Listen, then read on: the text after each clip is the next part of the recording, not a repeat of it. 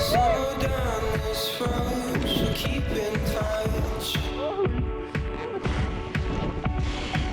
The boy's tough in words, she had enough. Yes?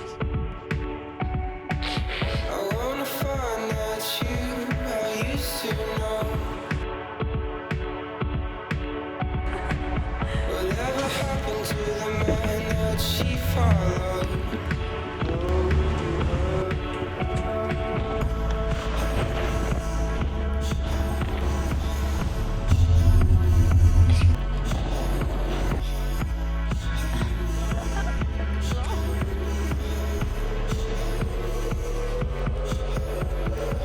2 hours later.